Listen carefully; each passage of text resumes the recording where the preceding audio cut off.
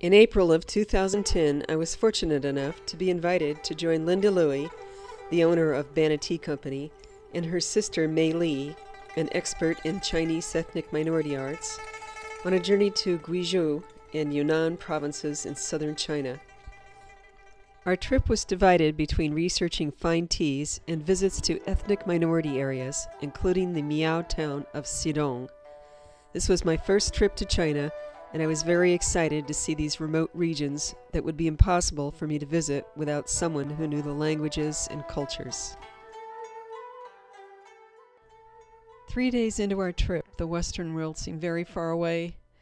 Upon flying into Guiyang Airport from Hong Kong, we were met by Mei's friend Joan and loaded into a minivan to drive the rest of the way to her home village of Shidong. We wound our way up mountain roads for hours, stopping for a late dinner and my first glimpse into Miao culture. The restaurant was packed with Chinese tourists watching the end of a floor show of Miao dancers and musicians on a small stage. We had to wait until the show ended to be seated.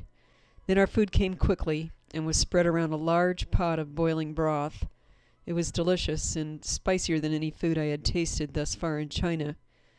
Soon we were driving through the black night again. We arrived at the Liao home quite late at night under a heavy mist. Fumbling down a narrow cobblestone lane with our luggage in tow, I was afraid we had wakened most of their neighbors. Mrs. Liao graciously brought us warm water and slippers and then showed us 2 comfortable rooms. It wasn't until morning that I could see what type of country we were in, the village, or even the house where we had slept. When I opened my door, the vista surprised me and pleased me. We were right on the Guizhou River. The surrounding buildings were hundreds of years old. Shidong itself has existed for over 1,000 years, and no one knows exactly how old it is. In the distance, I could hear the din of market day. Mrs. Liao was well known in Shidong as an accomplished expert in weaving, embroidery, and producing natural plant-dyed silk threads. In her courtyard, I could see the area where she dyed the thread, and I could see the herbs she used to make most of the colors. There were a lot of loops of silk thread that she had dyed and hung to dry for sale in the market today, and I could see Mei inspecting lunch. I walked around on our outdoor landing to get a better view of the river, and I came to an open door. Inside I saw a room completely filled with Miao arts. I could not believe I was seeing so many museum-quality pieces hanging casually in one of Mrs. Liao's spare bedrooms. I discovered one beautiful gem after another. Mei later explained that along with the clothing, I had seen tapestries that are laid on the nuptial bed, embroidered with the phoenix and dragon motif that symbolize female and male, and many other auspicious symbols used for fertility, good luck, and to ward off evil. Considering how many elaborate pieces of art were in the room, it must have taken many generations to accumulate such an amazing collection. It was difficult to tear myself away, but the others were already downstairs, gathered around the family hearth.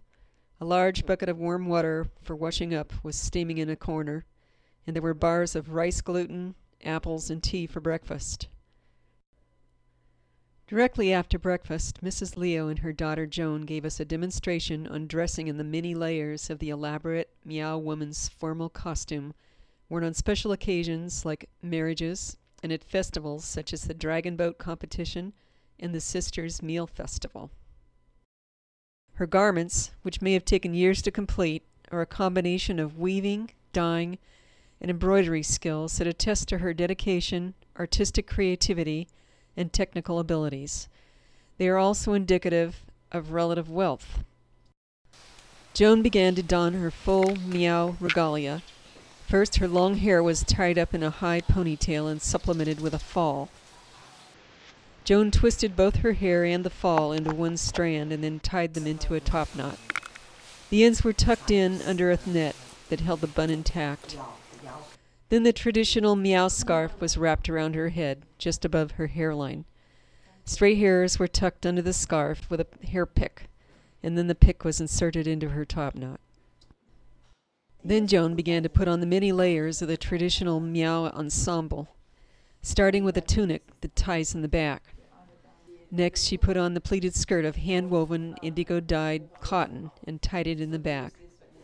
These hand-pleated skirts are very labor-intensive to make. They can use up to 50 feet of hand-woven patterned fabric and consist of up to 500 pleats, all held in place with sizing and thread. These skirts are layered, sometimes up to 30 different skirts of different lengths, all on one woman. I asked about Joan's pants. Before the 80s, Miao women did not wear anything under their skirts, even when working. There were moments when private parts were accidentally exposed, especially when women were working in the fields. At the end of the growing season, the women would make a banquet for the men to apologize for insulting their eyes. Next, Mrs. Liao helped her daughter put on the heavy outer tunic. Beautiful embroidery of family symbols and personal motifs cover the garment, as well as silver-tooled ornaments and bells. Many, many hours of labor go into each piece. Complete costumes can weigh more than 10 kilos and take many years to complete. I could see how the designs reflect a woman's domestic skills, intellect, creativity, and femininity. Then the necklaces were layered around Joan's neck. Each one is handmade and unique. The pieces are passed down from mother to daughter through the generations and can act as a dowry. I was told the shiny silver was symbolic of bright light that protects the women that wear it from evil. Last, the elaborate silver headpieces were put in place and affixed with picks and combs stuck into the hair. The final result was stunning.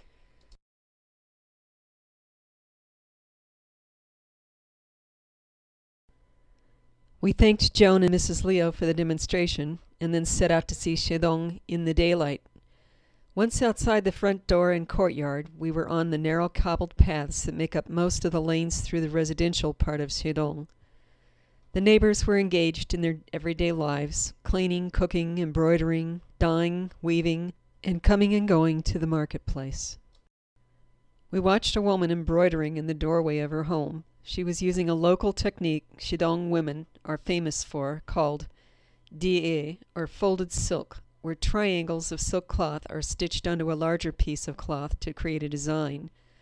This is very painstaking and exacting method, and it's often combined with ribbons, strips of metal, sequins, and more traditional embroidery stitches like the chain stitch or cross stitch.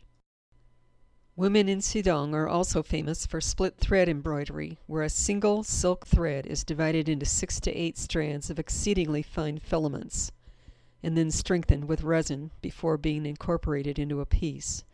The result is an embroidery with a very fine texture and satiny sheen.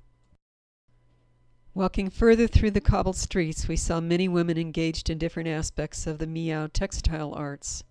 Almost all were dressed in various pieces of traditional Miao garb.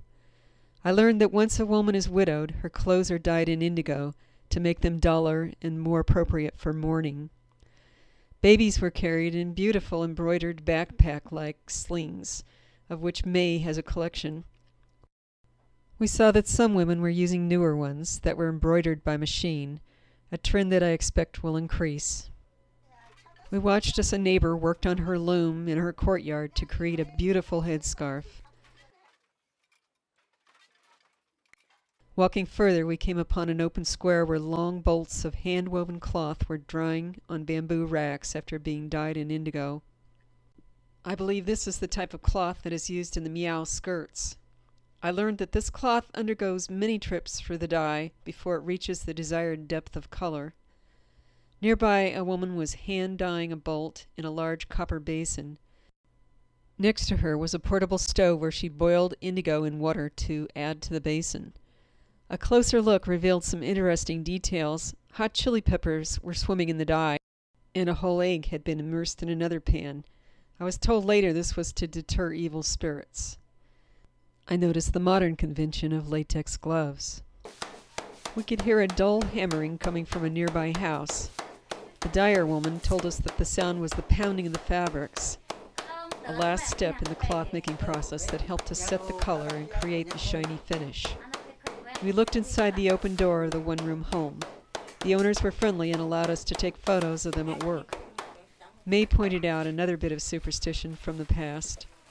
3 planks of wood were embedded into the concrete floor to symbolize a bridge for good luck to enter the house. The day was passing quickly, so we headed toward the market. Shidong has one main street running through it. On market day, it's all but impassable because of the vendors and shoppers. I found that the horn is an oft-used tool in China. Drivers honk for warning, acknowledgement, and in general protest. But they were not the only noise in the din of the marketplace. Almost anything you could think of was being sold, from ducklings to dental services, firecrackers to fir trees. Traditional herbal medicine was for sale, and so were live grubs for dinner. In an open square, men were gathering with their birds. I was told they are a type of thrush. They have bird fighting associations that organize to fight these birds to the death. The owner of the winning bird is awarded some money. We only saw them sparring on that day. The line of vendors continued along the street all the way to the river, where the majority were set up under umbrellas. I could have bought a water buffalo, but settled on some small samples of hand-woven Miao cloth and embroidery. It was time to go. We went back to Mrs. Louie's home for a late lunch and one last admiring look at her beautiful work. Then we had to say goodbye. I was amazed at all the activities I had seen in just one day. The arts of Shidong were being practiced as they had been for centuries, but their way of life was changing. Everywhere we went, we could see old right next to new. TVs blared in homes built before Columbus sailed, fashioned without the benefit of metal nails or modern tools. I wonder if the seduction of today's modern conveniences and electronic marvels will usurp the time now spent on traditional arts. I may be a lucky traveler who has seen the tail end of many ancient traditions and arts that will soon just be another part of China's vast history. If so, I hope this short piece helps to preserve the sights that inspired delight and wonder in me for a day in Shidong.